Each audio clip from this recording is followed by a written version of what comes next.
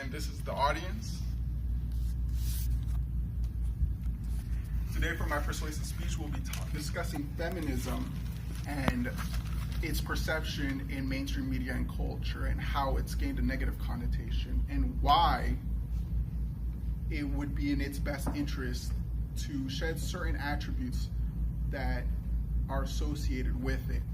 So feminism since its inception has gone through many changes and shifts, where it once was a movement dedicated solely to the systematic oppression of women. It has now evolved into something much greater, which is the systematic oppression, addressing systematic oppression in minority groups, such as those of Latino descent or Black descent and LGBTQ communities. Where it's held back, though, is by three factors, and those three factors include how the media portrays feminism, how misogyny is claimed left and right nowadays where there is none, and thirdly, it's by a vocal minority that gives themselves attention and just gives a bad name to feminism. All these three factors alienate those who would otherwise side with feminism and identify as a feminist. So in mainstream media, we see that since the 70s, according to the Ladies' Home Journal, feminism never really fit the mold of news. It never had a clear, distinct beginning, middle, or end. And that pervades to this day. So how that affects it is that news will sensationalize it sometimes, and we see that in a interview called How Air Conditioning is Sexist, done by Sky News. And that is a real interview, and it's garnered a lot of attention, but not for the right reasons.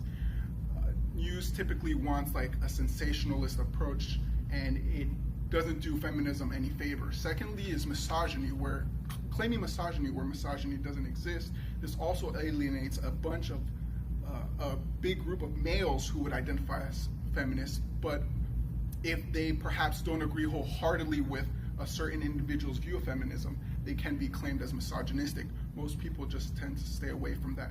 Thirdly, we have a few individuals who attract a lot of attention to themselves and give a bad name to feminism. Some of those individuals, as an example, include Lena Dunham, who recently, last year, claimed that she wished she had an abortion in the name of feminism.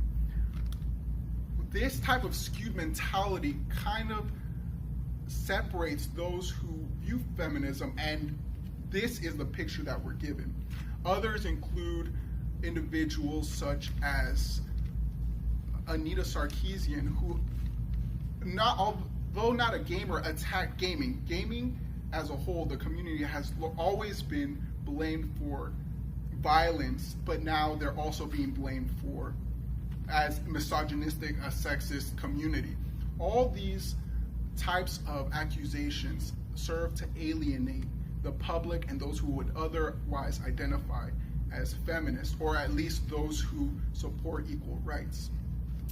For these very reasons, we need to shed these outliers, things that represent feminism, to build otherwise burned down bridges and bring back the community and the pristine standard that the feminist movement originally set out to achieve.